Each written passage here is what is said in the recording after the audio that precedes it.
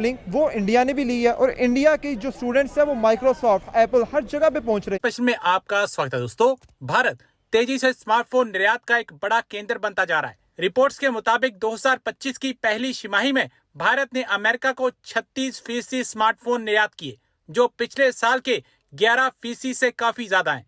इस उछाल का सबसे बड़ा कारण एप्पल का भारत में बढ़ता प्रोडक्शन और सरकार की नीतियां, जिन्होंने विदेशी कंपनियों को भारत में कारखाने लगाने के लिए प्रोत्साहित किया है।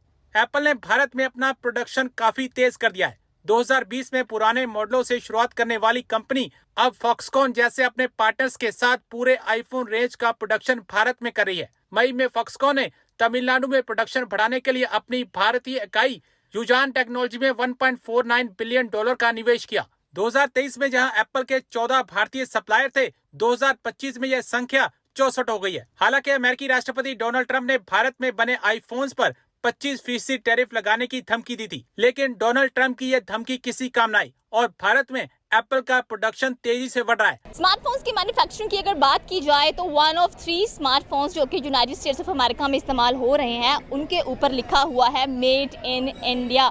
इंडिया आईफोन तो मैन्युफैक्चर कर ही रहा था, साथ में अगर सैमसंग की बात की जाए वो भी मैन्युफैक्चर कर रहा था, but the point is that कि हर स्मार्टफोन जो कि मेड इन इंडिया जिस पर लिखा हुआ है वो अमेरिका में इस्तेमाल होता हुआ दिखाई दे रहा है। एक टाइम था जब चाइना की जो मार्केट थी वो यूएसए के ऊपर काफ़ी ज़्यादा राज करती हुई दिखाई दे रही थी एंड इंडिया ने काफ़ी बूस्टअप किया है अपनी जो स्मार्टफोन्स की मैन्युफैक्चरिंग है उसको। यूनाइटेड स्टेट्स ऑफ अमेरिका के अंदर 36% पर पहुंच गई है। सवाल हमारा बेसिकली है कि अगर हम ट्रंप की बात करें तो ट्रंप टोटली अगेंस्ट है आईफोन की मैन्युफैक्चरिंग जो कि इस वक्त भारत पर हो रही है और उसने स्पेशल एक वार्निंग भी दी है टीम कुक को कि भाई अगर आप आईफोन की मैन्युफैक्चरिंग इंडिया में करेंगे तो मैं आपके ऊपर 25% टैरिफ लगा दूंगा और आपकी जो कंपनी है वहाँ पर इतना ज़्यादा कह लेंगे कमा नहीं पाएगी। But the point is that कि ट्रंप इंडिया के इतने ज़्यादा अगेंस्ट क्यों है, जबकि चाइना की बात की जाए तो उन्होंने ये भी कहा है कि चाइना की मार्केट बहुत जल्द गिर जाएगी अगर हम स्मार्टफोन्स का कंपैरिजन इंडिया के साथ करें तो।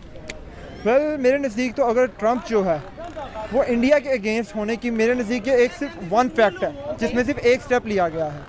बिकॉज मेरे नज़दीक main super powers America, China and Russia, लेकिन कुछ अरसे में with in a decade India ने बहुत ज़्यादा प्रोग्रेस की है इन एवरी मैनर। वो मार्स पे जा रहे हैं, उन्होंने अपनी मोबाइल्स की प्रोडक्शन जो कि सिर्फ चाइना के पास ही असेंबलिंग वो इंडिया ने भी ली है और इंडिया के जो स्टूडेंट्स हैं वो माइक्रोसॉफ्ट, एप्पल हर जगह पे पहुंच रहे हैं। इंडिया की जो इकोनॉमिक ग्रोथ है वो रैपिडली इंक्रीज़ कर रही है, जिसकी वजह से अमेरिका को ये खदशा है कि आने वाले वक्त में अगर इंडिया को रोका ना गया तो वो भी सुपर पावर के तौर पे अपने आप को नुमाइंदा कर देगी।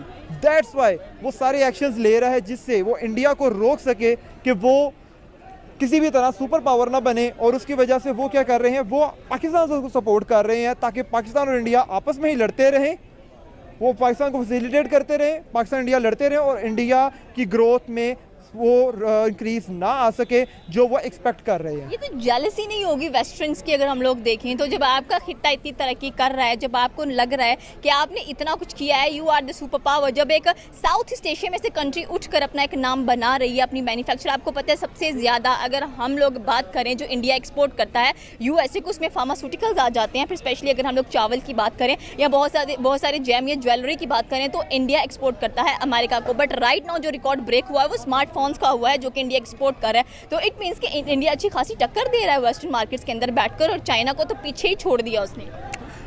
चाइना मैन्युफैक्चरिंग में आज भी सबसे आ गया और आई डोंट थिंक सो कि उसको कोई बीट कर सकता है। लेकिन इंडिया के अंदर जो सीन चल रहा है वो है उनकी rapid growth in every aspect, जो कि अमेरिका के लिए खदशा है। चाइना से मैन्युफैक्चरिंग के थ्रू अपने आप को सबसे ऊपर ला रहा है, लेकिन इंडिया जो है वो डिफरेंट पर्सपेक्टिव के अकॉर्डिंग अपने यूथ को आगे ला रहा है। और अमेरिका जब लेट्स सपोज सुपर पावर्स होती हैं तो अमेरिका की सपोर्ट क्या है? अमेरिका की सपोर्ट चाइना के अगेंस्ट क्या है? इंडिया।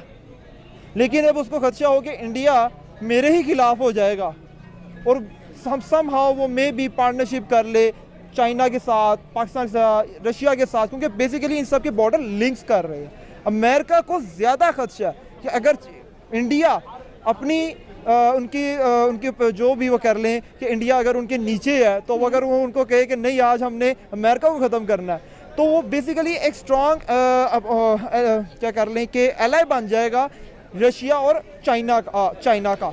तो वो टीम अप नहीं होने देना चाहते। वो कहते हैं जितने तक इंडिया हमसे नीचे रहेगा तब तक दूसरे मुल्क भी हमारे थ्रू अप्रोच नहीं कर सकेंगे, क्योंकि अगर वॉर होती भी है तो there is a huge difference between China and America. बीच में पाकिस्तान आता है, अफगानिस्तान आता है, इंडिया आता है। But the point is that कि जब से इंडो पाक वॉर एंड हुआ है, ट्रम्प बहुत ज़्यादा नेगेटिव हो गए हैं इंडिया को लेकर।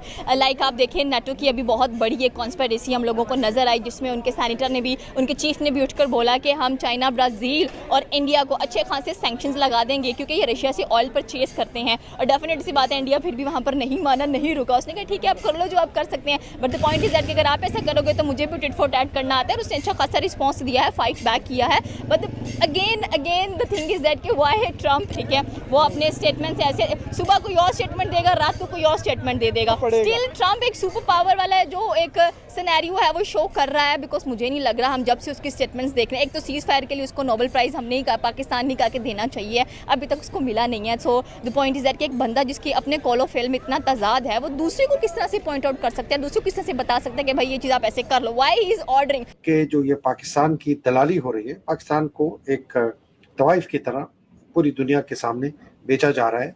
और वो ये आदमी कर रहा है जिसका नाम है आसिम मुनीर। ये एक खुद भी दलाल है, खुद भी तवाइफ है, अपने आप को भी बेचता है सुबह शाम। और इसके साथ ये दो जो शख्सियात हैं, शहबाज शरीफ वज़ीर आज़म, सदर ज़रदारी, पीछे दरअसल इनके पीछे बहुत बड़ी फौज ज़फ़र मौजूद, जिसकी ताकत है, जिसकी वजह से इन्होंने पाकिस्तान की दलाली की है।